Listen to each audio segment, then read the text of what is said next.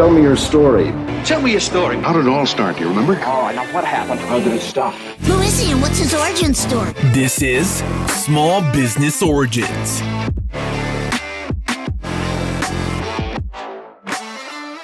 Yeah. What's up, everybody? Welcome back to another episode of Small Business Origins. I'm your host, as always, John Kelly, aka John the Marketer on Instagram and TikTok, John the Podcaster on Twitter. You're joining us for our special 420 episode here. It is April 20th when you're tuned into this. Believe it or not, I crammed this one in last minute. It's April 19th right now. But you're tuned into our nationwide search. We're looking for entrepreneurs that have a story to tell. Joining us virtually in the studio right down the road here in Austin, Texas, I've got Shada Tarabi with Restart CBD, and she's the host of To Be Blunt, a podcast you can find just like this one anywhere you listen to your podcasts. Shada, welcome to the show. Thank you so much for having me and for making space and time to talk all things cannabis just in time for 420. Absolutely. No, I had to have a CBD or hemp product on for the 420 episode date. I release every single Thursday. I have since 2021.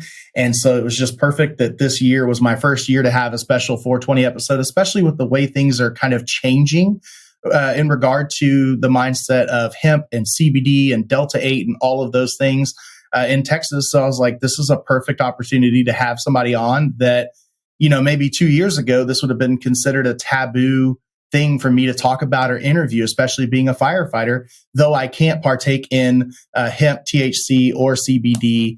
CBD a little more than others, depending on how it's made. But honestly, we're not supposed to touch any of it. I can't partake in it, but I can still support it on the business side because it's a legal thing here in Texas and it's becoming legal across the United States. So I want to hop into all of that stuff. We've already talked for like 30 minutes before we hit record, of course, as always with me, but we have to start out with our icebreaker question. And today's icebreaker question, speaking of space, is perfect for those that are waking and baking and then sitting here listening to this show right now. It's perfect for just the subject matter and everything. And that icebreaker question is, would you let aliens beam you up if they came to Earth?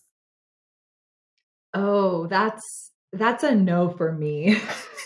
You know, we don't know if they're friendly. We don't know if they're doing biopsies. I don't. You can go first, John, and I will wait and see. No, that's nope, because my answer is the same. I'm a very adventurous person. I love trying new things. I love to be the first to like pioneer something that people are scared of, but I'm exactly with you. It's like, first of all, I'm not going to sit here and say that I don't believe that alien life could exist. I've never seen proof that it does. I'm not saying that it does or doesn't. I take no sides on that. What I am saying is if they come to Earth, you're right. I don't know their intentions. And I've seen enough sci-fi movies to know that they could be beaming you up there for all types of probing and cutting stuff off of you and experimenting on humans. They don't have the same, Bill of Rights we do. They don't have the same intentions we do. So no, that's a no for me. I will pass that to somebody else and let them take that risk first. And I know that I may miss out on the coolest opportunity in the world if they are friendly, but I'll just have to take somebody's stories for that and then take my turn when I know what their intentions are. Yeah, unless they're beaming down a joint to share with me, it's going to be a hard no for me at this time. Yep, I hear you on that. Well, we're here to talk about Shada and, where you came from, how you got into entrepreneurship, and specifically how you got into hemp and CBD and this whole side of things that, again, a couple of years ago would have been illegal, could have gotten you prison sentences, could have gotten you a felony on your record if you were lucky enough to get away with probation. I mean, all of these bad things. So it's like, how did you turn this into a career? What is your origin story? Yeah, I'll start by kind of, interjecting too. The reality is all the things you said are still very possible, especially in our state of Texas. So I am a born and raised hometown girl. This is my home state. I'm presently in Austin. I was born and raised in Austin as well. And so, yeah, for me growing up, I also have a marketing background. I would say marketing is my passion. I'm very into personal branding in general. And so I was a cannabis consumer for my early, teenage years, but I was not really ever seeing a pathway or an opportunity to work professionally in cannabis, at least in Texas. So I'll kind of get into that, right? So born and raised in Austin. My mother is a Texan and my father is an immigrant from Iran. And I mention that because I think having an immigrant father definitely had certain expectations of like what you were going to do with your life or your career. And while I can happily say my dad is pro cannabis, was back then and is still presently, that wasn't, part of his path plan for his, firstborn daughter. Like, yeah, go get a degree and go work in cannabis. So I'm super grateful that I have the support of both my parents navigating into this industry, but that was not what I was intending on doing by any means. And really for me, my journey kind of intersected a time in my life where I was formerly working for a corporate tech company. So I come from technology platforms. I was doing event marketing. I was doing brand marketing. I was doing partner marketing, product marketing. If you can't tell, marketing is my space, my favorite place to exist in. And I was climbing a corporate ladder. Honestly, I would watch Shark Tank. That's kind of my, side passion show that I just love to watch. I love being inspired by entrepreneurship. And I should also mention my parents are small business owners in the insurance space. So to me, growing up with an immigrant father, my parents are small business owners. I'm watching Shark Tank a lot, but I'm working for someone else. And I didn't really see how I was going to jump from my career to being an entrepreneur. Like that hadn't really formulated as a plan, as a path for me. I think I had certainly had aspirations, but I'm sure, the listeners can relate when you're watching Shark Tank. It's like, oh, that's a really good idea. I wish I would have come up with that. Or, Yep. Oh, that's a cool idea. How could I apply that to something that benefits me or that I'm, interested in? And so that mentality of, what is my thing that I could do? I was stuck. I had no idea what I was going to do to become an entrepreneur. And so this intersection, going back to that point, I was for sure consuming cannabis. I can publicly say that because I share it all the time. It's maybe a little taboo being a Texan, but yes, I grew up in Austin. Austin, for the most part of my life, has been super decriminalized. We can get into that later if you'd like, because Austin formally became decriminalized last year, but it's always been super friendly. I think if you're in a major city in Texas, even though we're not legalized, it's still pretty, people look the other way within reason, And so for me, it was something that I was very friendly with growing up in Austin, live music capital. I think live music and cannabis go really hand in hand. And so here I am, on my career journey and consuming cannabis in my free time and listening to music and just, watching Shark Tank.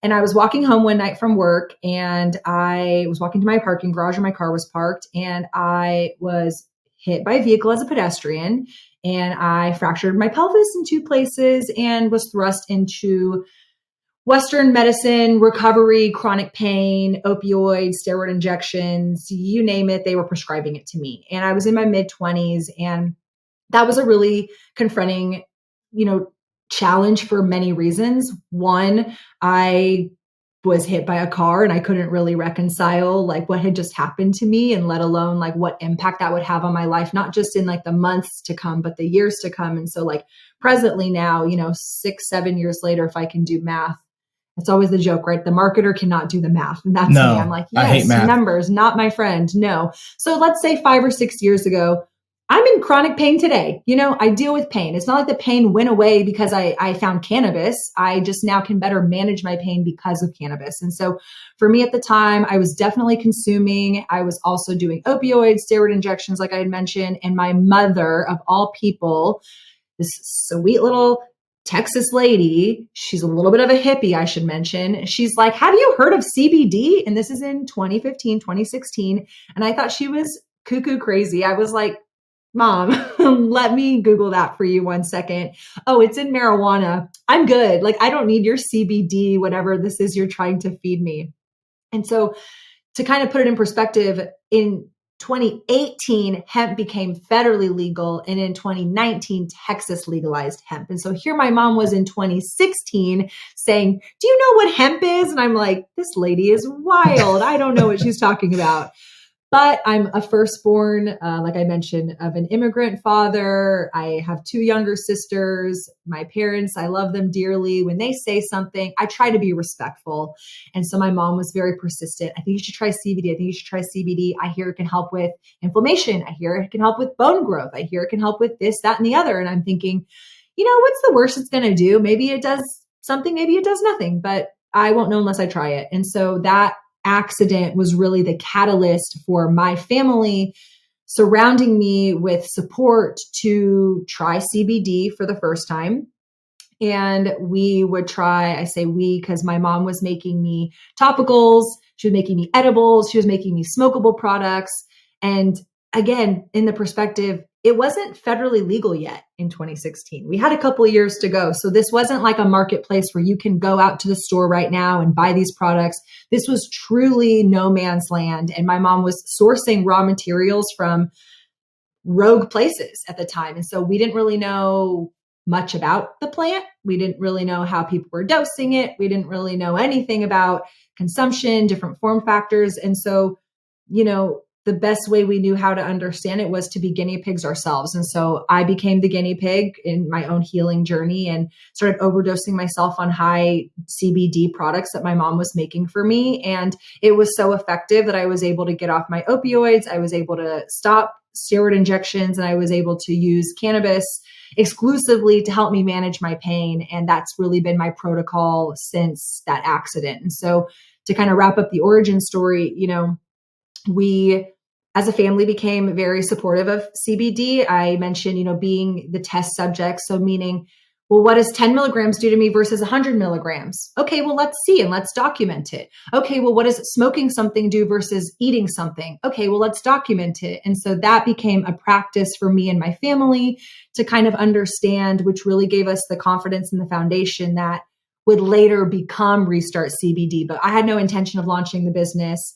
I was happy to take the products. Again, the market wasn't even open yet. So there was no, ooh, this is my Shark Tank idea. Like this is the thing that's going to set me up for a business to become an entrepreneur. I was just like, glad I'm not in pain as much as I was.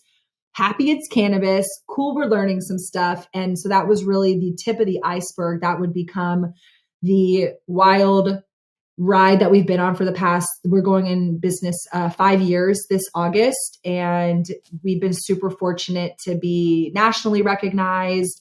Like you mentioned in the intro, I have a cannabis podcast. I mentioned offline, I'm the president of the Texas Hemp Coalition, our state's leading advocacy nonprofit. We are very involved in advocacy, going down to the state capitol. Right now, we're in session. Texas meets every 2 years. So talking about all the bills being introduced for better or for worse to help shape this industry. And I love it. I'm grateful. As I mentioned, I was a cannabis consumer before my accident. And so now the accident allowed me a professional opportunity to kind of lean into the conversation and to launch our business and brand. And so that was really what led us to launching Restart. And yeah, I'm sure we can get into more of the nuances because over 5 years, certainly things have changed quite a bit being in the industry. But we're super grateful to be here and just really grateful to have a platform to talk about cannabis and help really allow people to shed some of the stigma. Our whole, tagline slogan is rethink cannabis. I know you mentioned, CBD, Delta 8 THC. One is psychoactive, one isn't. And so I love being an operator in the space who gets to educate consumers to know that you don't have to have a psychoactive experience if that's not what you want. Or, hey, here's how you can best use CBD and THC together. Or, oh, hey, here's a whole other cannabinoid that maybe you didn't even know existed that could help with X, Y, or Z. And so we're really scratching the surface of the industry, and especially here in Texas, but we're really proud to be one of the leaders helping shape the cannabis conversation in the Lone Star State. That's a crazy thing about marijuana in general. To me, like we talked about off the show, obviously being in the industries that I'm in, it's not something that I'm able to partake in because of the nature of our job, right? And I get it. 100%. The last thing you need is someone who's in charge of someone else's safety and saving lives to be under the influence of anything, legal, substance, or not. But I think that there is such a stigma still attached by so many that kind of categorize marijuana as a whole into this just simple, it's a drug, it gets you high and it's for pleasure and that's it. And it's like, there's so much scientifically behind marijuana, first of all, that we don't know yet, things that we're learning constantly. And then even the things we do know, just as you said, there's so much behind it with dosing, the type of, does it contain THC or not? Is it just CBD? I don't even know what the difference is between Delta 8 and Delta 9. I don't know what Delta even means. I just know that it was some type of legal CBD / THC-ish type product that was made, I hear about these things, but it's not something I'm even up to snuff on completely. And it's like, so anyone who is so closed-minded that they just hear marijuana and automatically, nope, that's a drug, it's bad. I think it's still a product of a generation that was so influenced by the war on drugs and what the Reagan administration did, though a lot of things were very, very good things. There was a lot of bad that came out of that stuff as well. And I think that demonizing marijuana as a whole is one of those bad things. We look at things like cigarettes, and I know I'm getting off on this tangent, like this rant here, but we look at cigarettes. It's perfectly fine for me to smoke cigarettes, which contains nicotine that is an intoxicant and is highly addictive. And there's nothing good about smoking a cigarette. It is absolutely nothing but bad chemicals that are killing you, proven to cause cancer, so much so that the industry itself is regulated enough. They have to put out their own commercials demonizing the product they're selling, and they know it's still going to sell like hotcakes. But then you have marijuana that has good effects, good things, bad things. I think it's a larger conversation of more than just marijuana, but it's everything from the gun debate that's going on now to anything you want to use, whether you're drinking alcohol, using harder drugs, whatever the case may be. It's not that anything itself is inherently bad. It's the intention of and the use of that product by the person that's using it. Now, obviously, in my personal opinion, I think that the extremely hard chemically manufactured drugs, those have been known to cause more bad effects than good, not have a medical use for them, some of them. And so it's like, I can understand kind of shunning those things. But when it comes to something like marijuana, it's like, can someone use marijuana in a bad way and create a bad name for it and themselves? Yes. Can you use a gun in a bad way and create a bad name for guns? Yes. And I think that we're looking too closely at inanimate things as a being that is able to make decisions or cause you to make certain decisions. Can it influence it? Absolutely. But if you're dumb enough to drink and drive, then you were going to make that decision, whether it was alcohol that was in your system, marijuana that's in your system, something else. It all comes down to the human choice on how to use that. And I say all of that to say that I'm glad that there are people like you that are educating in this industry, because there is so much to learn about marijuana. It's something that I don't even have a complete understanding of yet, as far as the different types that are out there. CBD, what it does, what the benefits are, versus THC being, like you said, more of that hallucinogenic effect and all of that stuff. Those are things that I was kind of taught in school about how the drug reacts. And then especially when it comes to medical training and stuff like that. But it's still even so shunned in the medical industry that, up until recently, they wouldn't even admit, not even that they wouldn't admit, but they were actually actively campaigning against marijuana altogether, saying there is no medicinal benefit to it. It's not even worth discussing. There's nothing medically good about it. And now we're finding out some of those new things. So I think we'll kind of jump to Be Blunt. What is that podcast about? And what are you talking about on that show? Is it mainly just like an educational piece about the industry? Yeah, let me back up a little bit too. This being a marketing conversation to some extent, and us both being marketers. I think when I was just a consumer of cannabis and I was just unaware of some of the nuances of like how cannabis functions in our system. So a little bit of education, whether you consume cannabis or not, your body does have a system called the endocannabinoid system.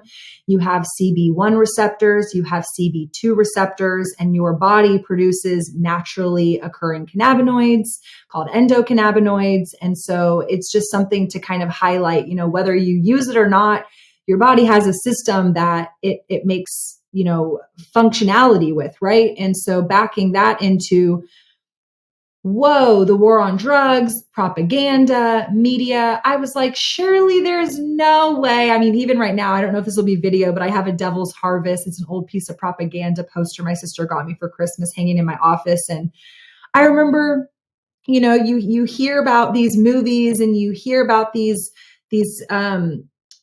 just these stories of, oh, this is the stigma. This is where it came from. And I'm like, no, surely it's not from a movie, Reefer Madness. Surely it's not from a news article.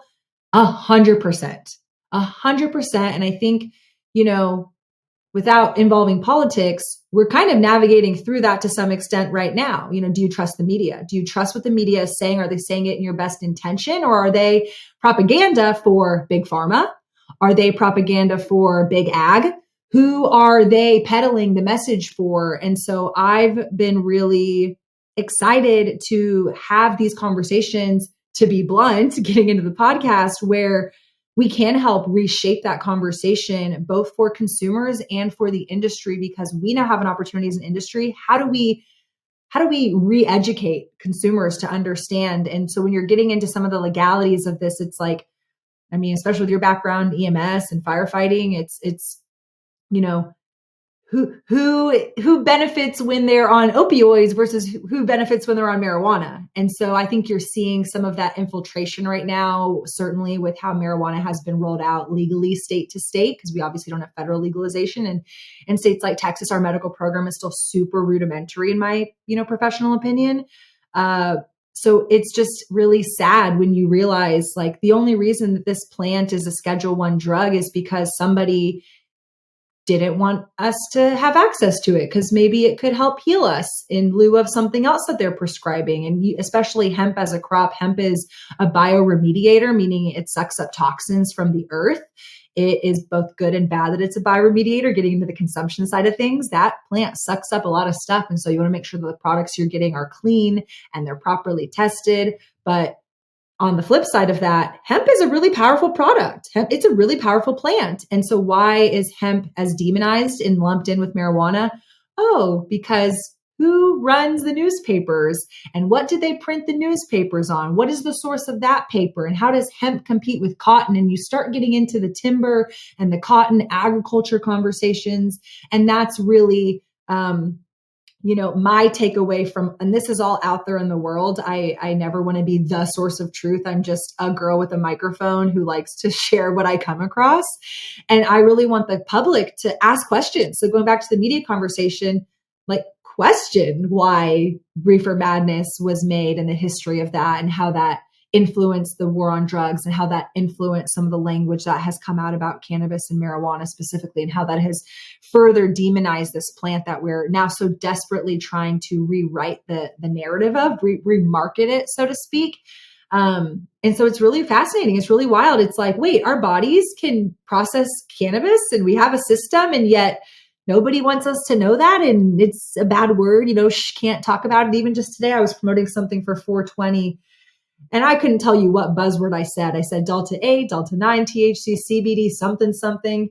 Posted on Instagram, and Instagram was like, you're selling illicit drugs. And I'm like, I'm really not, but I can't have a conversation with you because you're a bot or you're a social media giant, and you are controlled by some other entity that doesn't want to have a discerning conversation to help shine a light on the truth. You just want to censor it because you don't understand it, or you can't make sense of it right now. And so I think that's just part of the uphill challenge that we as an industry have to navigate against. And I happily, I shouldn't say happily, but I'm glad that I get to be in this position. It is hard, but I'm grateful that this is how my life ended up. And I get to have open conversations like this with people like you, John. And so getting into the podcast, the podcast is not really for consumers. So it's not on the educational piece necessarily talking about dosing or cannabinoids or consumption. I really wanted to make the podcast a place for me selfishly to learn from smarter people who had navigated the industry, especially coming from a place like Texas, where when we launched Restart in 2018, there wasn't a bunch of CBD operators. There were handfuls, but there were certainly not as many as you see in the marketplace today. And so when we were launching our brand, I, as a marketer, was like, okay, well, who else is marketing this? Like, how are you marketing it? How are you talking about this? Like, what does that look like? And I didn't see anybody doing it, at the scale that we were wanting to do it at. And so that was really scary. I think those early days, especially being in Texas, like I know it's federally legal. So we launched in August of 2018.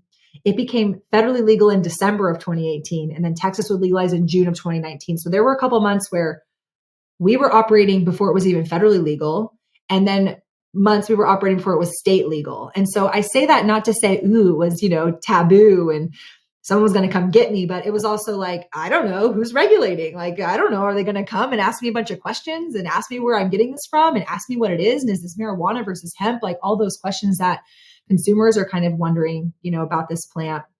And so we were very like, well, shit, I don't know my left from my right. We're pioneering, we're navigating this, we're paving the way, we're trailblazing. And that for me was where the podcast came in to want to talk to people in Colorado, people in Oregon, people in, New York City who were illicitly selling, in their underground market, or some of these states that had brought on early medical marijuana programs like Arizona or now New Mexico. So tracking these different states, anticipating what's going to happen in my state without getting too much into the weeds of it all. There's a lot that goes into it. I'll condense it in this kind of, frame. As a consumer, speaking about myself, before I got in the industry, absolutely, I wanted legalization. I want the freedom to smoke pot wherever I am, whenever I want, and I want to be able to get it legally, and I don't want to be penalized. Now, as someone in the industry, that statement, I want legalization, that is a big question mark. How are you going to legalize? How many licenses are you opening up? What's the qualification to get a license? Well, who's regulating? What do I have to put on my packaging? What's the dosing requirements? Am I capped at a THC percentage? Are there going to be unlimited licenses, or are they going to limit licenses to maybe 5 in Austin, 5 in Houston? Like every state so far has had a different rollout of marijuana in their state. And you first have medical marijuana, and then you have recreational adult use marijuana. And that, for the listeners and for yourself, is anything over 0.3% Delta 9 THC. Delta 9 THC is the main psychoactive cannabinoid found in marijuana. But as a hemp operator, hemp is anything less than 0.3% Delta 9. So think of it as cannabis is the overarching, and I always use the analogy of like citrus, but then there's grapefruit and there's sun-kissed oranges, and they're both citrus, but they have a different genetic makeup that produces variabilities.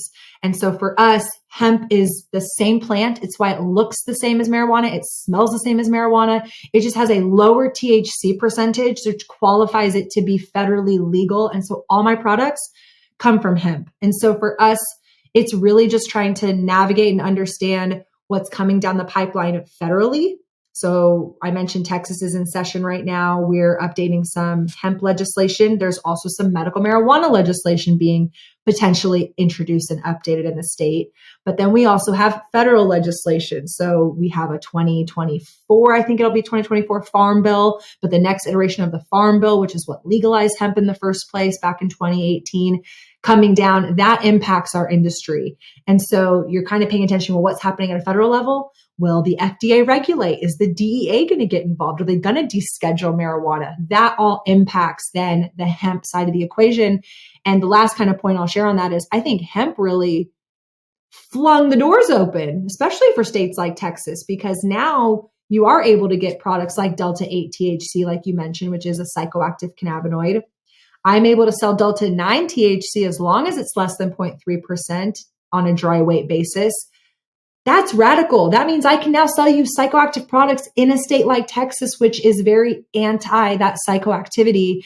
And so I feel like it happened so fast. It's almost like the state let the toothpaste out of the tube, or the country really did. And so now you're just seeing the industry kind of reconcile and make sense, all while still confusing consumers. I don't think consumers fully understand the nuances that we navigate through as an industry. So hope that kind of answered. I know I went a little sideways with it, but I hope it just goes to show the complexities. I was going to say, I think it goes well with the conversation we were having about how many nuances exist within, as you said, marijuana or CBD or hemp or THC or all of those things that are, kind of like that the politics, right? It's two wings on the same bird, left and right wing, right? And it's like hemp, weed, whatever you want to call it, marijuana, THC, CBD, it's the same thing. It's all the same bird. It's just part of it's a foot, part of it's a wing, part of it's a feather, part of it's something that's a little bit different. And those are things that I don't fully grasp, and I know a lot of listeners don't.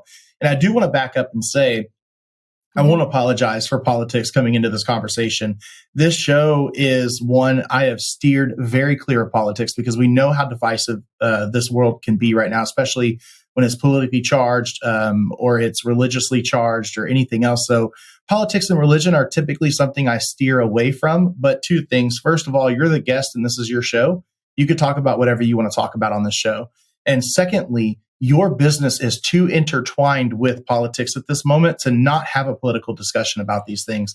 And I think that if this sparks an interest in someone to be able to learn a little bit about our political process and the things that we're going through in this scenario, that's a good thing because we are so tired of having politics shoved down our throat that even me, someone who is a very politically involved person as far as listening to things, reading things, watching things, learning about these things, now, when I see something political on TikTok, I'm like, next, I'm done. I don't want to hear it anymore. I'm so sick of hearing politics. But when it comes to this business, there's a very serious side that is, depending on what we're talking about, either very dark, controlling, and manipulative, or can be very freeing and does give us some hope for what's coming in the future.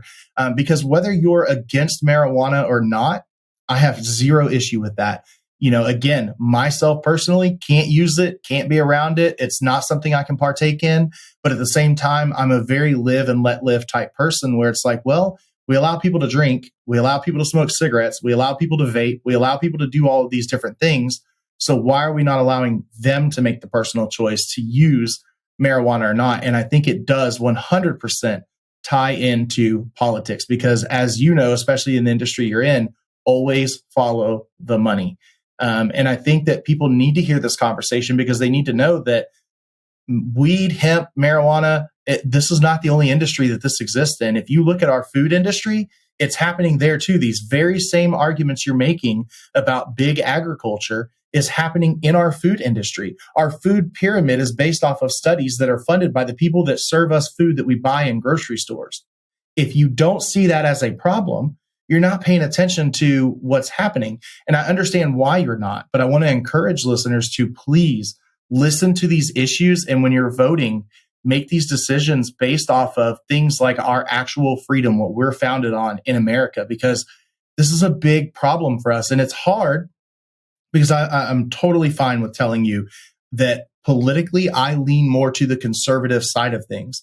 But the problem that we have is 80% of us are in the middle. 80% of us say, you know what, I lean conservative, but if you want to smoke weed, smoke weed. If you want to be a homosexual, be a homosexual. If you want to, identify as something else, identify as something else. The majority of us in the middle here are saying, I don't care what you do with your life. That's perfectly fine. I'm not going to treat you different. I have friends from all of those walks of life. I have friends that have heavily used drugs all their life, including hard stuff. I just talked to one on the phone the other day that was a childhood friend that is still messing his life up with drugs, but he's still my friend. And I see past the personal decisions he's making to know that I love him as a friend. And so in politics, we have to kind of do that same thing. We have to look and say, you know what, this may not be something I choose to use, but it is something I don't want to limit the use of by someone else. And these things you talked about are so key. If you start following the money trail and you look at who is the one who's out here pushing these things, I mean, look at the vape industry. The vape industry is under so much scrutiny right now. And it's like, you know what? It's not worse than cigarettes. I can tell you that. It may not be much better and it may not be better at all, but it's not worse. But the cigarette industry is funding a fight against vapes. And now vapes are being blamed for children using nicotine. And it's like, just because it has a good flavor to it doesn't mean that children don't smoke or anything else that still gets some nicotine without a good flavor to it. Like, kids are going to be kids and do bad things if they want to. Right. No, I appreciate that point too, because I also take a stance, I'm not political, but I'm very involved in cannabis politics for better or worse. You have to be. I think the biggest argument that comes up is it's very one-sided, right? It's like, oh, it's the conservatives that are anti this. And And honestly, I really believe cannabis is bipartisan. I meet people on both sides of the aisle. In fact, when I even have a little sticker we made, Cannabis for President, and we made a website called Bipartisan, because Yes. cannabis is bipartisan. Did a little campaign during that election. But it's really about understanding how to make change. And as much as I want to make change at a federal level, like I said, going back to my story of like, as a consumer, yeah, I want legalization. Duh, I want to be able to have access to this plant. And to your point, maybe I don't agree with cannabis, but maybe I could find in my heart, it doesn't bother me that you like it. So let me be supportive of it, whether I actually consume or not. And I take that same stance. I don't consume alcohol, but I'm not going to rain on your parade if you want to go grab a drink after work. And so it's like getting cannabis in that same vein of you don't have to use it, but I hope that you can understand and acknowledge its benefit for certain situations, people, circumstances. And does it have a potential for abuse? Perhaps, maybe, to your earlier comment, in the wrong hands, or with the wrong understanding of it. But I think we're trying to come in, and I say we as Restart, I say we as a leader in Texas cannabis, there are good operators that really want to help consumers understand and be educated. And so that's where it's like, yes, I can make influence at a federal level, and I can want to promote and preach legalization, but I want to make the most impact in my backyard, for my community, for Austinites, for Houstonians, for Dallasites. Like, I want the people who live in my state to have the best understanding of how our state works when it comes to making a path towards legalization, as well as what the current marketplace offers them. And the marketplace currently offers them hemp-derived products that, to kind of go into it a little bit, you were asking, what's the difference between Delta 8 and Delta 9?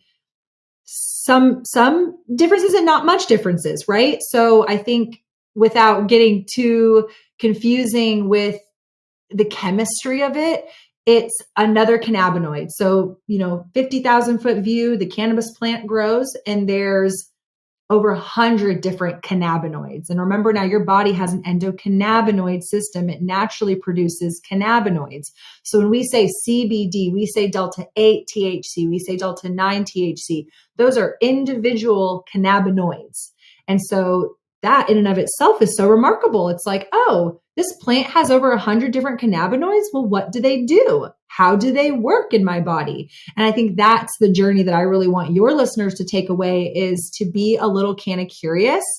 Oh, okay. Well, maybe I don't like the idea of being, psychoactive. I don't want to be high, but hey, I deal with pain too. Well, what could be good for me for pain? Or man, we get a lot of customers who come in and they just tell us over and over again how they're, for lack of a better word, addicted to melatonin. Oh my God, I am on melatonin every night and I don't want to be on melatonin. And now there's a ton of reports coming out how bad melatonin is for you, especially accumulating in your body if you're taking it consistently. Well, cannabis is a great plant that has natural abilities to help you get a good night's rest and to stay asleep through the night. So maybe that's something that people could resonate with. It's like, well, I don't want to be high, but hey, I really want to sleep tonight. Like, that sounds really good to me. And so it's like, how do you communicate to those people in a way that makes sense to them? And it's really just about educating and meeting people where they're at. And so I would say that's, for us at Restart, really a part of our brand ethos, is just treating people like a one-on-one conversation. Like, hey, John, you mentioned that you're, interested in cannabis. You tell me about your job. You get drug tested. That's probably not something for you. Okay, well, maybe you could try CBD isolate, because CBD isolate is the pure form of CBD that doesn't have trace amounts of THC, versus a full spectrum CBD product, which does have trace amounts of THC, which I would argue could make you fail a drug test, or even going into those psychoactive cannabinoids. And so it's really understanding, what are your needs? What's your situation? What's your circumstance? And so that's really how we try to present ourselves in this conversation, is really just asking questions, meeting people where they're at, especially with politics, talking to these lawmakers. They're people just like you and I, and they don't know what they don't know. And so how can I come in and, we often joke, so I feel like I'll say it here too, no disrespect to the people who love to wave cannabis flags and smoke joints on the Capitol steps, but that's not me, and that's not our brand. I don't believe that's how you're going to get people to listen to you. What I prefer to do is to approach conversations by showing up to the Capitol, making appointments to talk to my representatives, my senator in my district, and meeting them and sitting down and saying, hey, here's what I know. Here's some upcoming legislation that impacts us. Let me help you answer your questions, and hearing them out and trying to get a pulse for what they know and what they don't know, rather than just assuming, one way or the other that someone is pro or against something. It's like maybe they just don't know. And so if you give them an opportunity to ask questions in a safe, comfortable environment, you really can start to see, again, going back to that bipartisan, I really think both sides of the table really have skin in the game when it comes to cannabis. It's just how we talk about it, how we communicate it. And so my whole brand is just to be professional, be a safe space, make people feel comfortable. There's literally no dumb questions. Another thing I'll mention, which is really important for us, because of cannabis's illegality at a federal level, it's really difficult for us. So I can't make medical claims. So as much as I want to say, and so I'm kind of saying this in a sly, sneaky way, as much as I want to say, hey, CBD really helps with pain and inflammation, and CBN can help you have a good night's rest, and Delta 9 THC or Delta 8 could be a good, recreational wind down or a good high for you or good pain management. I legally can't say that. I can't say that these cannabinoids have a medical effect, that it will do X, Y, or Z, right? And so I think that's hard because consumers want explicit. They want to know, hey, if I take this and I take this much, is this going to do the output for me? And I think that's really hard for consumers to understand. It's not a smoke this joint and your troubles go away, your pain goes away, you sleep better tonight. It's maybe you should eat an edible instead because it's going to give you different effects. Or maybe you should be consistent and take it every day for 30 days at this dose, and then halfway through double your dose to this dose. It's very situational. Cannabis is fat soluble. So depending on your biochemistry, your body, your fat, your diet, you and I could eat the same edible and have different effects. And those are conversations that we want to have. Absolutely. And so we welcome those conversations because it's not a one size fits all, but there's limitations due to cannabis's scheduling right now. And so we have partnered with a cannabis staffed nurse hotline based in Colorado.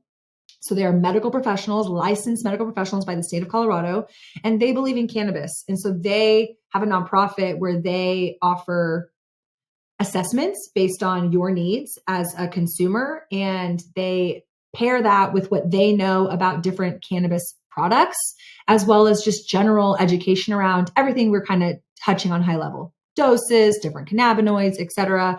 And so they're called Leaf 411. And so we are a paying member into their service, and I get to offer that to my customers for free. So I can't say, hey, John, you're on this medication and I really think you could get off it and try cannabis instead because you tell me you have a lot of anxiety and I think that cannabis could help for your anxiety.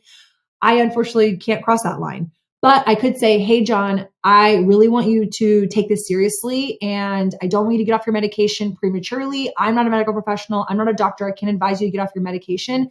But here's a resource with people who do understand medication. They understand the implications of cannabis when it comes to your medication.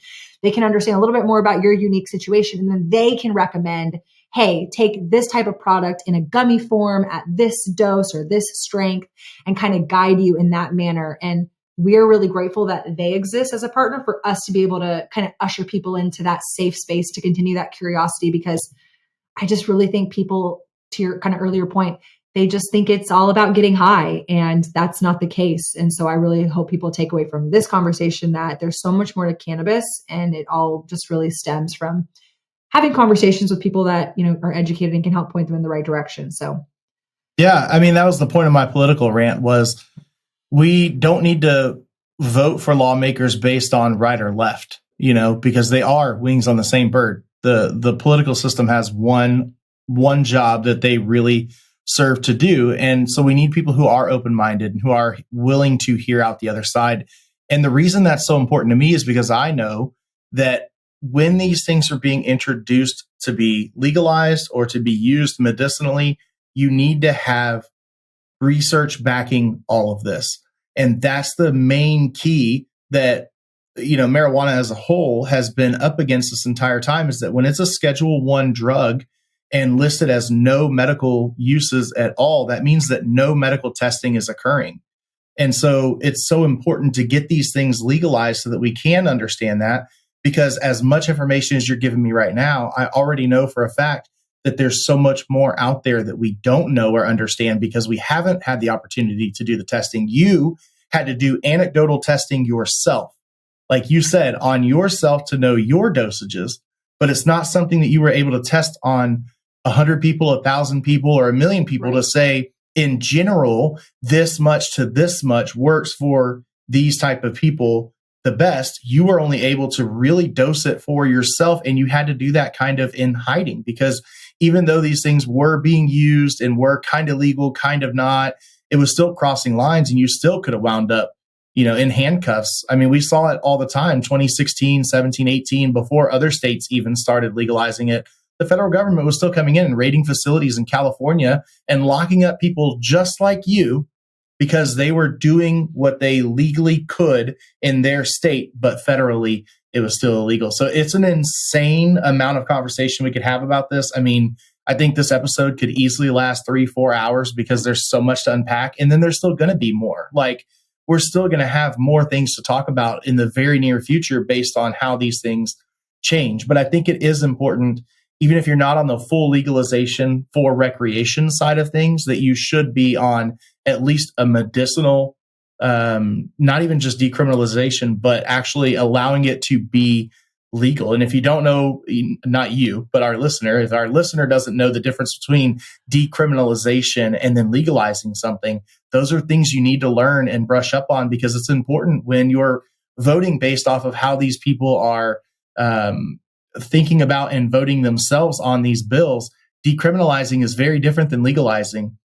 And all of those things come into play with this stuff. And so I think it's awesome what you're doing. But I do want to clarify one thing for our listener that's listening right now and saying, you know what?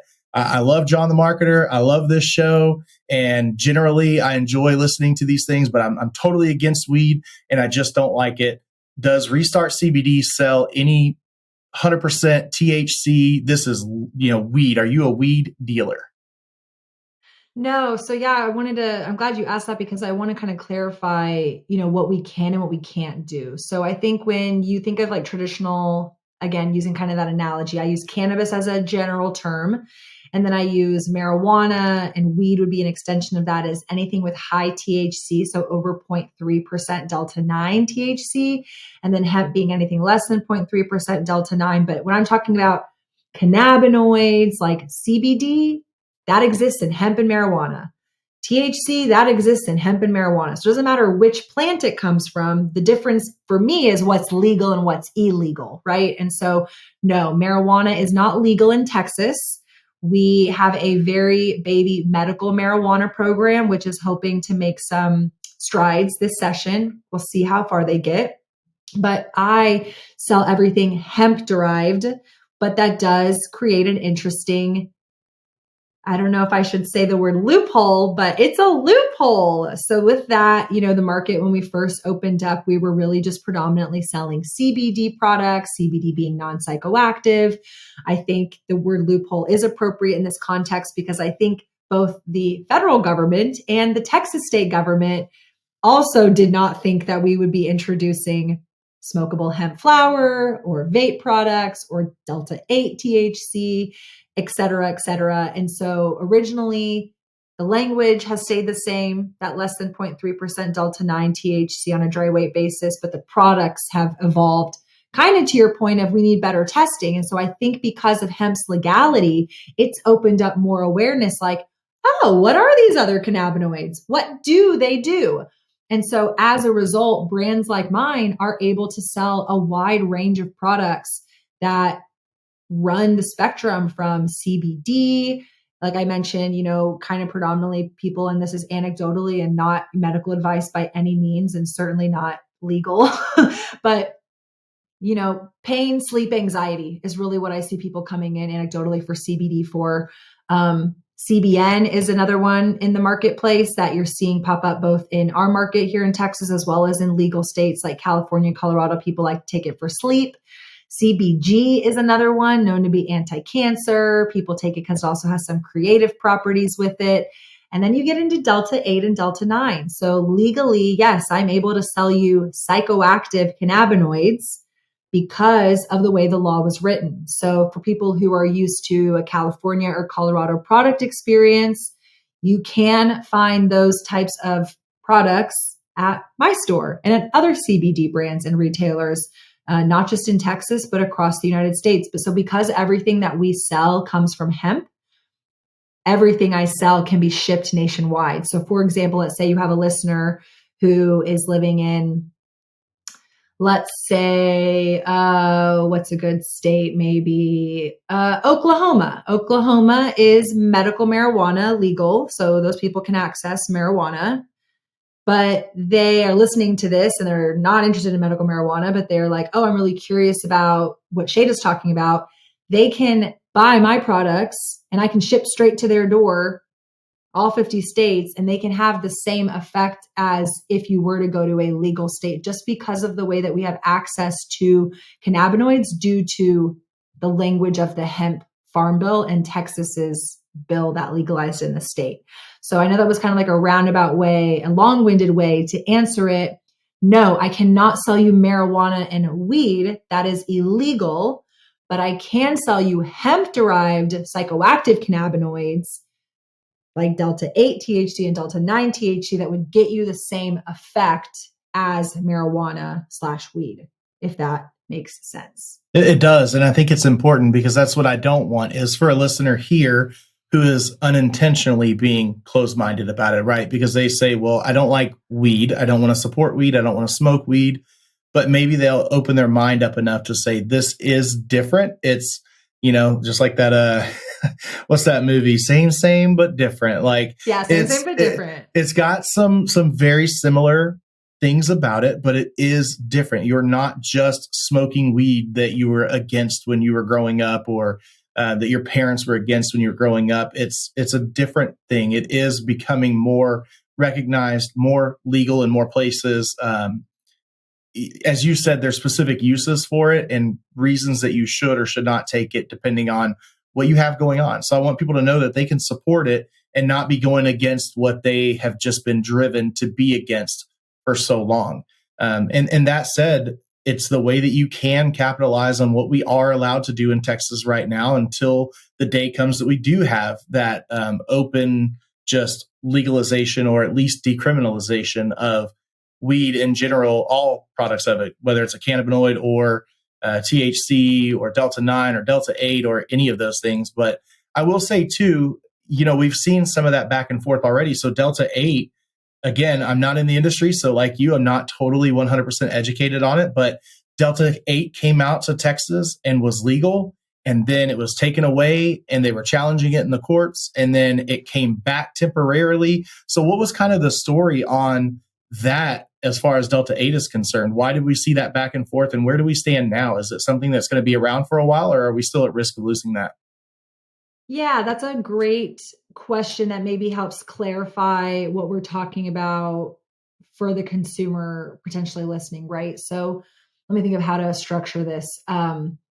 So I mentioned earlier, the state of Texas and federally even, because this is for sure a federal issue. I don't want you or the listeners to think that Texas is the only state who's dealing with anti-Delta 8 language. It's happening across the board. I think from a government perspective, if I could distill it down, it's they didn't know that they were legalizing that. Again, they thought they were legalizing CBD. They thought they were legalizing industrial hemp. So I mentioned in kind of the intro, hemp's a really great remediator. It absorbs toxins from, soil. It's a really great alternative to paper. It's a great fiber. The government was like, yeah, I can get behind that stuff. That seems reasonable. And there is an FDA approved drug called Epidiolex, which is CBD. So from a government perspective, there's like a box that they're willing to play within when it comes to this, right? And I think that was their original intention. That's kind of why I was using the word loophole earlier. I don't think that this was their intention. And so now what you're seeing is the cleanup of that, both in legislation and in regulation. So Texas is one of many states that meets biannually for their, due process. And so some stuff happens in session that impacts us. And then we have 2 years until the next time we can deal with it in like a law. And then what happens in between is regulatory. So for Texas, hemp is regulated by the Department of State Health Services.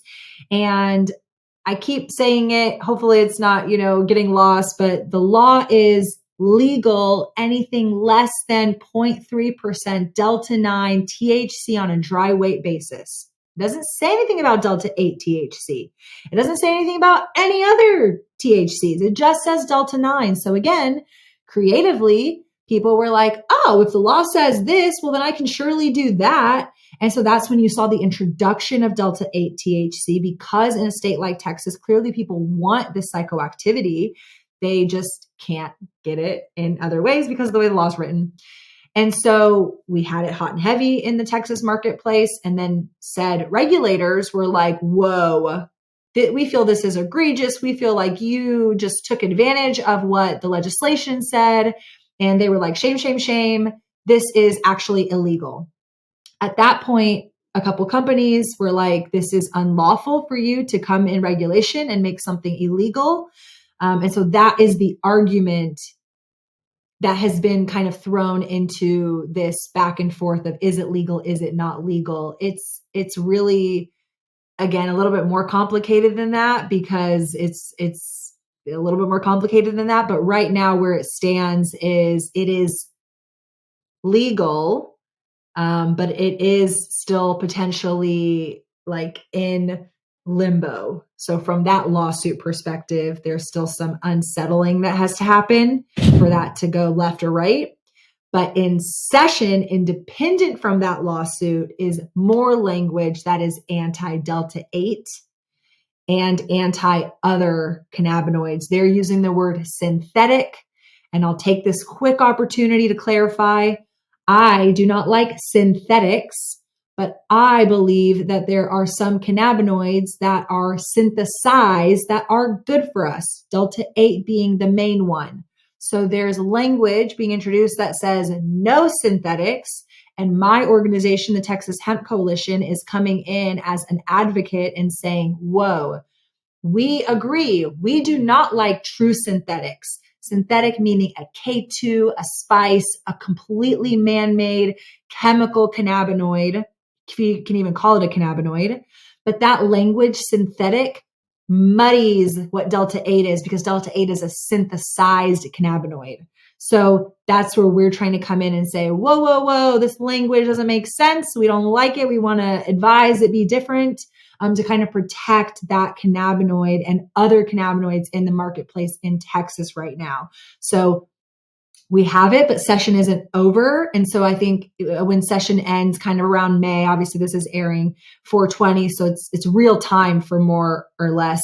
In about a month, we'll know kind of where things settle in Texas again for the next 2 years. With that said, they could certainly make some adjustments in regulation, regulatory.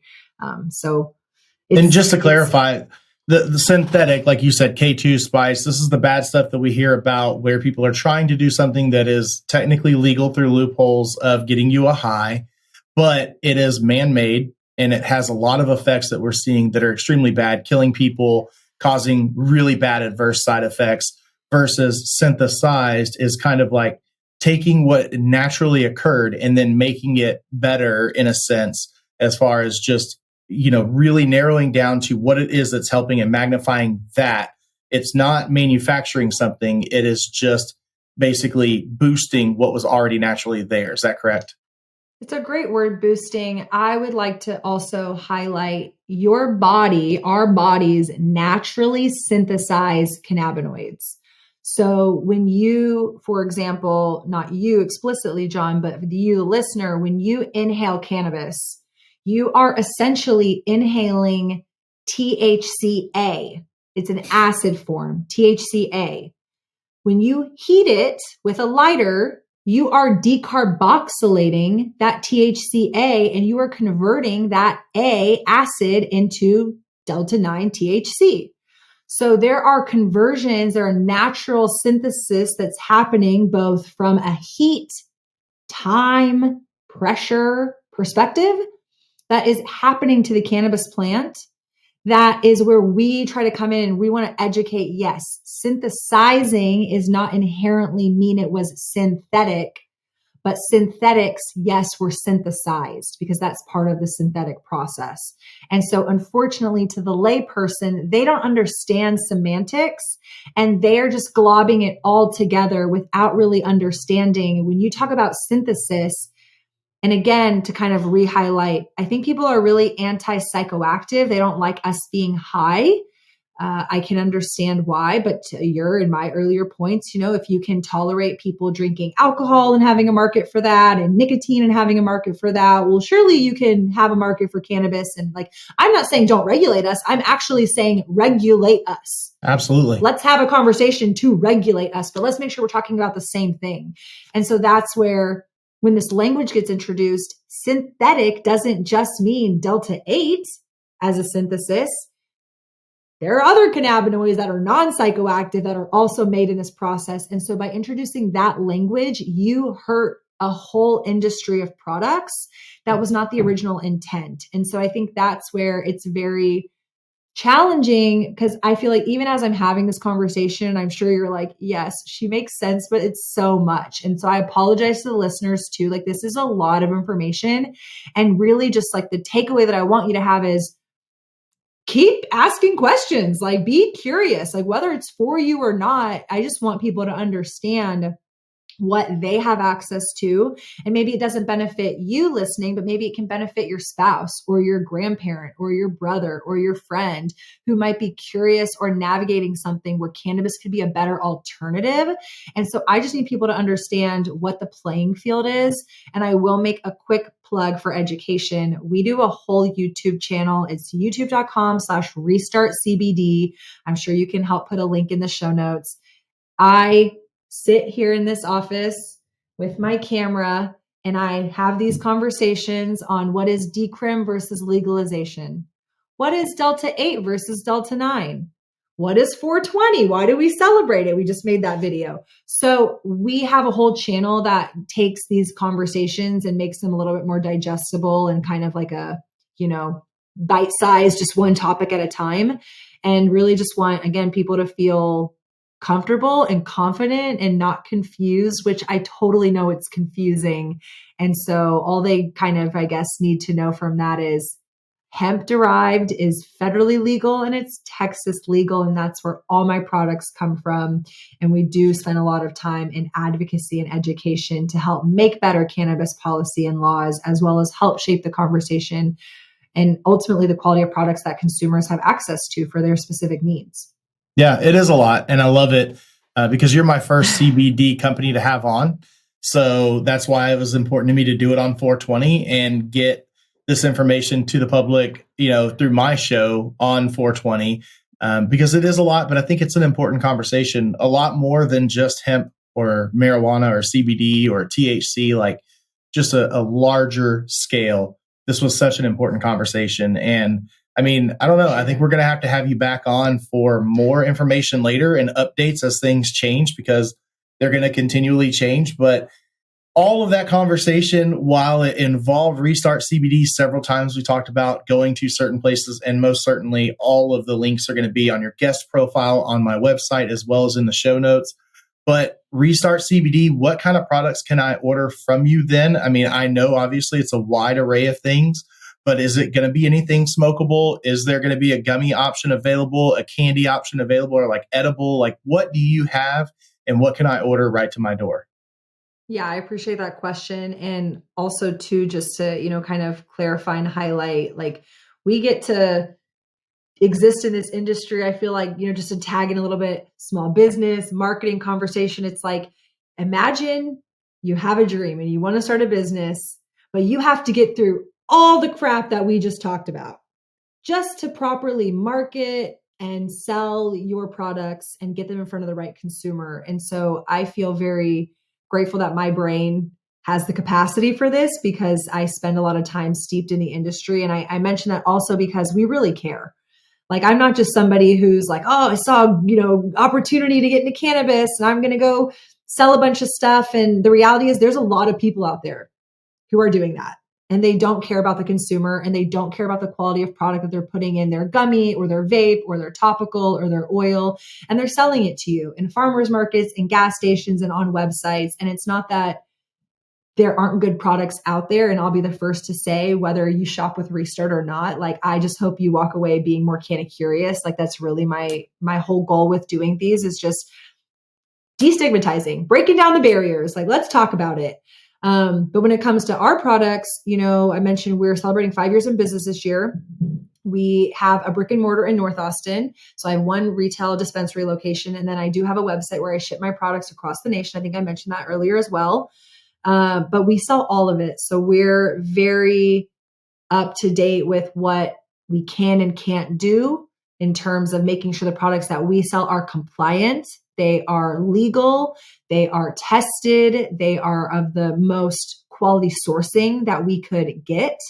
And we do that by being educated ourselves. So it's like, imagine all the stuff that I shared, like what exists in my brain. And so when I'm talking to vendors and sourcers and manufacturers, like, I'm not just, oh, cool, you got this, like, yeah, I'll buy that from you. I'm like, I want to ask these questions, and you better be able to answer those questions, because I have to be accountable to my consumer. And so I want people to know that there is quality products that exist out there. Just have to ask questions and make sure that you're, supporting businesses that are doing things hopefully the right way. And I know we're not the only one out there doing that. So with that said, yes, we legally are able to sell everything you kind of mentioned. So I would say our most popular products are going to be vape. Like you highlighted, the whole, kind of like vape crisis, vape issue. It certainly is plaguing the cannabis space, but it still is a very popular product because concentrate it's potent and it's discreet because it doesn't smell like the flower. And so I would say also, like a side legal caveat, right? Delta-9 THC is the main psychoactive cannabinoid found in marijuana. I can only sell it to you in less than 0.3% Delta-9 THC. The caveat is a dry weight basis. So I have customers who come in and they're like, oh, I would love to vape Delta-9. So would I. That's illegal in Texas. Delta-9 over that 0.3% weight is a felony in the state of Texas. And so I am not able to sell you Delta-9 cartridges. That's illegal. That's marijuana. But I can sell you Delta-8 cartridges. So we sell Delta-8 THC in cartridge form. It's very popular. It is a psychoactive experience. But with that said, probably secondary to that is edibles. People love edibles. They're discreet as well because they are usually in a gummy form. And we have chocolate bars and we have cannabis beverages as well. So kind of depending on, your preference. But I would say, think of smoking, inhaling something to an edible. Smoking, you might feel it faster because you're inhaling it, it's hitting your system, but that effect might fade faster compared to an edible. The analogy I use is like you're strapped into a roller coaster ride. So it's like once you eat the edible, if you ate too much of a psychoactive cannabinoid, like you better just chill out, take a bath, go to sleep, like something. And I'm sure some people are chuckling because they've had, similar experiences themselves. I know I have plenty of times in my life, but that's kind of where we come in with that education. Hey, how do you want to feel? Are you looking for long-term feelings? Short-term, you want something quick. So walking customers through kind of that guide. And then from there, sublingual oils, topicals. We're really a full suite store, and we manufacture, I would say 90% of the products are our label. And that's just a testament to our quality. We want to make sure what we put in the bottle is what it says it is. And I always love to highlight and remind, as much as I'm in business for you guys, I'm in business for myself, and I'm the consumer first. So I want to make sure that the products are good. They work for me. I enjoy them. And so we only try to bring things to the table that work and that we've tested and that we have confidence in. And so there are certainly some products out there that, I won't get into, but some other cannabinoids that are buzzworthy and they're, popping up, and I don't know enough about them. I haven't researched them properly. And so, no, I don't want to bring those into my store. Okay, fine. I just kind of teased it. HHC is one that if you hear about it, I don't know enough about it.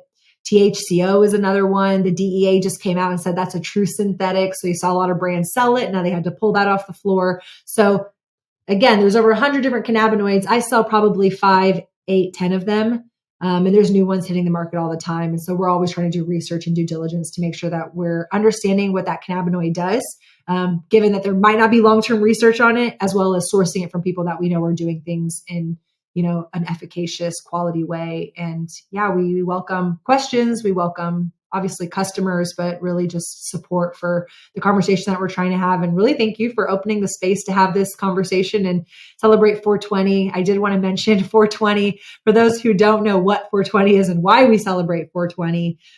It's just a day that the cannabis industry has used to market and celebrate cannabis that stems from a kind of folklore tale that is true. There were a couple students at a high school in California that were looking for almost like a treasure hunt of a cannabis grow.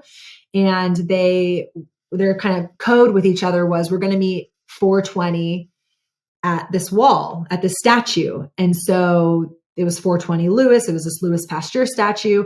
And then they just condensed it to 420. So 420 was their time to go look for this cannabis grow. The cannabis grow ended up not being, a reality, but they used that 420 time to get high and enjoy the plant. And so it caught on specifically with the Grateful Dead. Any Deadhead fans out there? And the Grateful Dead is really who proliferated it and cemented it into a time for people to celebrate cannabis. So usually that happens at 4:20 p.m. every day if you're a cannabis consumer like myself, but certainly as a date, 4/20, April 20th. It's an opportunity for people like myself to participate as a brand, make specials, deals. We've got a couple fun parties that we're putting on in Austin tomorrow, some consumption events and other things going on. So again, it's just a good opportunity to talk about cannabis and hopefully help take the stigma away, one person at a time. Any good day that's widely celebrated has marketing behind it. I mean, look at Valentine's Day. Like, that's all Valentine's Day is. It's a marketing ploy by companies to sell more, do more. Everyone's going to be talking about your industry today when this episode releases. That's right. That's going to be the buzz, pun intended. And that's what it's going to be all about. Now, I think these things are great. And you answered one of my questions. So the majority of what you sell then is stuff that when you say you're speaking to vendors, you're buying product to use in order to make this product. These aren't things that you're buying from other people and then just reselling with your label on it. You're actually putting the science and knowledge behind it. Yes. So within reason, right? So like, I don't make vape cartridges. I don't have Sure. a facility that makes vape cartridges, but like my vape manufacturer, I do give them the rundown. I make sure that they're answering the right questions. They know their stuff. And then yes, we're putting our label on it to sell and bring to our consumers, but it is a very bespoke activity. So vape is an example where I'm not making the vape. We don't make the vape here in Austin, but then like on the other end, my other top product, edibles, we manufacture all of our edibles here in Austin. We don't do it explicitly again ourselves. I have a manufacturer who's just down the street from my facility, and they make all of our gummies, and we talk about formulations with them. We talk about sourcing. We talk about flavor profile. So it's not just like, oh, I bought some gummies and I'm putting my label on it. It's like these are some of our gummies right now. They are 10 milligrams CBD and 50 milligrams CBD, 10 milligrams THC. And so like the ratio we came up with, the taste we came up with, these are a mixed berry, the size of the gummy, like we're having active conversations with our vendors to make sure that they're, not just again, selling a product, but it's like, is this an effective product? Is this a quality product? Is this going to perform the way that a consumer is going to want it to perform? Within reason, knowing our bodies are different. But yes, we are very involved and active with all of our vendors in the whole process, because I think the term early in the industry was a lot of snake oil. Yeah. And that's my biggest heartache for customers. And I applaud anybody who has had a bad experience with cannabis, who has revisited it. To me, it's kind of your earlier point. It's not that cannabis is the culprit. It's how we as human beings interact with cannabis. And so that's where I would argue, maybe you had a bad experience because you ate 20 milligrams of THC. I can tell you that's a lot, but maybe you'd have a better experience if you just had 2 milligrams of THC. I can help you achieve that, whether you eat, a quarter of this gummy or you eat one of my microdose gummies because I have lower strength. It's like, I just want people to know it's not just like, oh, I bought this gummy, I must eat whole gummy and gummy makes me feel good or bad. It's like, no, maybe the gummy will feel good, maybe the gummy will feel bad, but there's so much more questions to it. What time did you eat it? How many milligrams was it? So customers come in and they're like, oh, I bought this CBD oil, or I had these gummies from this other, brand at the farmer's market or the gas station or down the street. And I'm like, well, happy to have you here. What can I do for you? And they go into, oh, well, I don't know if it worked, or it didn't really make me feel good. And sometimes we always ask, they might not always have it, but I'll ask, do you have, the label? Do you have the product? We love teaching customers how to read labels, how to understand how many milligrams is in something. 5 milligrams of THC is way different than 5 milligrams of CBD. I, for reference, can have upwards of 100 milligrams of CBD. In fact, I had 100 milligrams last night. I had a really nice, cozy sleep. But if I had 100 milligrams of THC, I would be sleeping the whole week. Like I would be out on my couch for a whole week. So it's little things like that where customers might understand, oh yeah, I'm good with this dose, but okay, well, of what? What did you have? How many milligrams? What kind of product was it? And so really getting consumers to be in the driver's seat of maybe you had a bad experience with cannabis in the past, but let me help dissect why it was so bad and how you can have a better one moving forward, whether you do want THC or not, which is really the big trigger. I think people, they want to be high or they don't want to be high, but I think we all want to feel better sleep, better rest, less inflammation, just better mood. And I do think cannabis can be a key to that if you know how to use it and you have education and can properly navigate around it with great resources and great products. Last educational question, but isn't there also a difference between, a THC or CBD? If I've got 10 milligrams of that, your specifically sourced CBD or THC can be a different quality than someone else's, which means that 10 milligrams could be stronger or weaker depending on the quality of the ingredient. Is that not correct? Yes, 100% accuracy. So again, kind of getting into a little bit of it's a plant. And so plants have variation. So if you're extracting from the plant, which some of our products come from plant extract, right? That is a very evolving scale because cannabis, I'll use oranges again. We could grow oranges in Texas all day long outside in the Texas sun. I don't think those oranges are going to be sweet and tasty and juicy like they are in Florida. But maybe if you wanted to try growing it in a greenhouse in, East Austin, if you're a good grower and you've got some good lights, maybe you can make that, better. So think about cannabis with that same variability. Certain growing environments are going to produce better percentages. I don't even want to say better quality, different percentages. So different genetics is kind of a term we use in the industry. Some will be 13% THC. Some will be 4% THC. All hemp will be less than 0.3% THC. And so just like THC has variabilities in potency, so does CBD, so do these other 100 plus cannabinoids. So yes, genetically, it's a plant. There's going to be variation to it. But I would say dosage wise, usually the ranges are pretty consistent. So it's like if I like 10 milligrams from your product and I have 10 milligrams from my product, usually it'll be pretty comparable of the effect. However, yes, there is definitely different gradations of quality. And so that's why I really just encourage people to do their homework, ask the right questions, try different products, be safe when you're consuming, especially edibles. I don't like people to have bad experiences. So I say start low and increase from there. I'll make another little plug for our YouTube channel, which is why I have all these products in my office right now. And plug it while you're there, plug it all. YouTube, social media. You're a marketer, so I know you have all of those things. So please tell us. It's going to be in the show notes, but I don't know how many listeners actually know show notes exist and read it. So sometimes they want to hear it. So just tell us where to find you and connect with you and learn. RestartCBD.com. We ship nationwide. Also come visit us in Austin. We have a dispensary if you're ever here.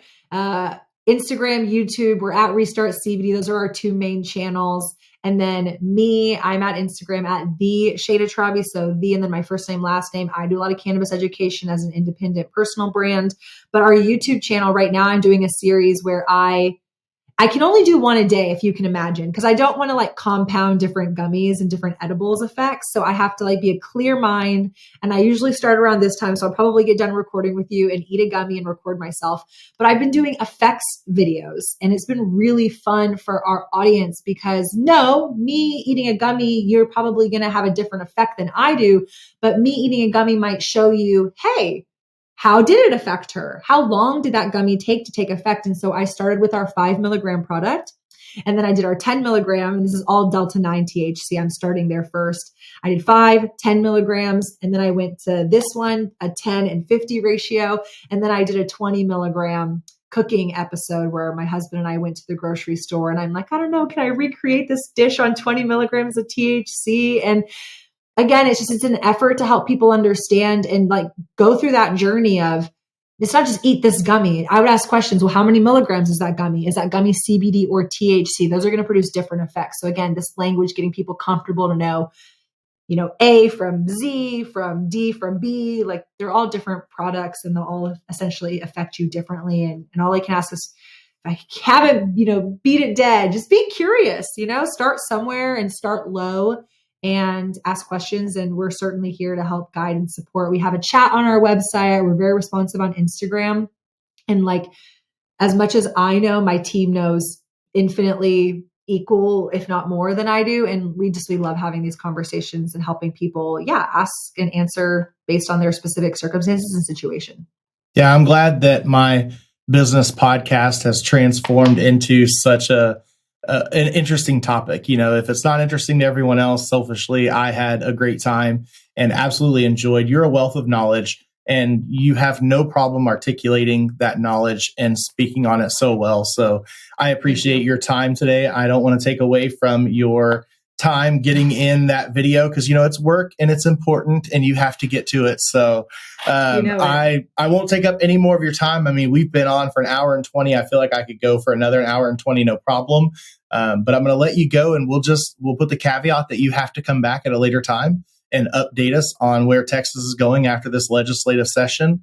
And then unfortunately, we'll have to wait 2 years for the next time to get another update. But this has been great and right from my home state of Texas. So I just can't thank you enough for being on the show and talking with me today. Oh my God, my pleasure. I always welcome these conversations and just have to give you a wealth of gratitude as well for making this space. I know you said maybe not everybody, maybe not all your listeners, this is their cup of tea, but I do believe, taking these conversations and putting them in mainstream media. And I will say this is mainstream to the extent that it's not niche. I'm not talking to a cannabis podcast where people know what they're getting into when they talk about it. It's, talking about businesses and marketing. And this is a very burgeoning industry that we really appreciate the collective ability to have these conversations. And I'm grateful to be a representative having it for Texas. So look forward to more conversations.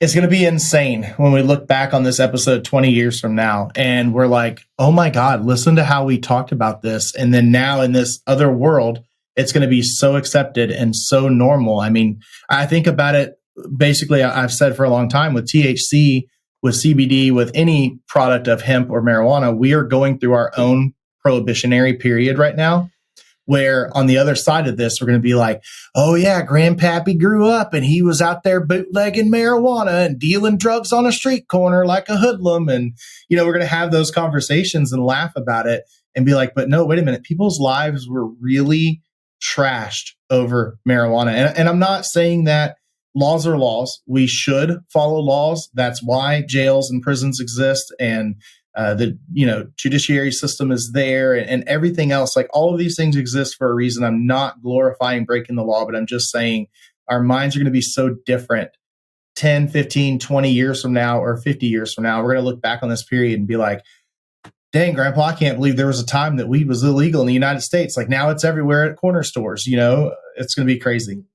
No, 100%. We talk about that all the time, just, in the industry, looking at states like Colorado, for example, where you can be 21, turning 21 today and walk into a dispensary legally, having never had to interact with a drug dealer, never having to, feel like you're going to get arrested or prosecuted for having cannabis. It's totally normal. And it's just like a rite of passage. Like, hey, I turned 21. I'm going to go buy liquor now. I'm 21. I'm going to go buy cannabis. And so yes, we're in a state where that's not quite the reality. But again, to my earlier point, I think hemp's legalization has really flipped the lid on this whole conversation. And so I feel very excited that we get to have this conversation in Texas. And yes, absolutely. I feel like we're in prohibition and we're just sort of pounding on the pavement and we're making progress. And then we're, making 2 steps backwards, but then we're taking some progress again. And it's a beautiful thing because it's really humbling. It's showing me, just how the world works to some extent for better or worse. And so it's putting a lot of things in perspective, but also really exciting to get to, again, be a professional voice in the conversation to where, like, don't get me wrong, my whole office for people who can't see has like cannabis paraphernalia. Like I am so happy. Like when my parents come over, they're like, ooh, what'd you do to your office? Again, I live and work in a space where I have full support of my parents, of my family, of my friends. I live this plant out loud, but I will not be the person that's going to go down to the Capitol and smoke a joint on the steps in protest with a cannabis flag and be like, you better legalize, you motherfuckers. It's like, that's just not how you're going to get change to be made. And so I'd much rather go in a cute power suit with my cowboy boots, with some literature, and sit down and talk to them, like a human being, and say, let's talk about some upcoming pieces of legislation and how you can help us and we can help you make sense of it all. And so I just think that's the reality is getting more people to recognize, how you make change in a conversation like this. And hopefully that resonates with people too. If they want to get more connected to the advocacy work and just really pay attention to what we're doing, maybe you're not in the industry, but you want to support it, Texas Hemp Coalition.org on Instagram. They are, and I don't just say this because I'm a part of it. There's very few people who are stepping up to lead in advocacy here in Texas. And this organization is very impactful for what we've been able to do and what we're continuing to do to help make cannabis accessible in the state of Texas. Absolutely. Well, I am a dad, so I'm going to say it's high time that we get out of here, pun intended. And I let you go and have fun with your gummies there and get us some research videos in the queue. So again, thank you for joining me here. And listeners, thank you as always for tuning in and listening to another episode of Small Business Origins. I hope you enjoyed the change from the day-to-day businesses we have on. I love them. I appreciate them. But this is a good time. I think it was a subject that we don't get to discuss in business very often. And I thank you for coming on that journey with me and maybe learning a little bit. And as always, I just encourage that you reach out to our guests, connect everywhere that you can with Restart CBD, take a listen to Be Blunt anywhere that you get your podcasts, and just check out the stuff that they're doing and the change they're making right here in Texas. I hope you enjoyed it, and I will see you next week for another episode. But as always, stay beefy, my friends. Thanks for listening to another episode of Small Business Origins. I love an origin story. If you like what you just heard, leave us a review, subscribe, and share with a friend. You guys, check this out. They're going to love it. You're going to love it.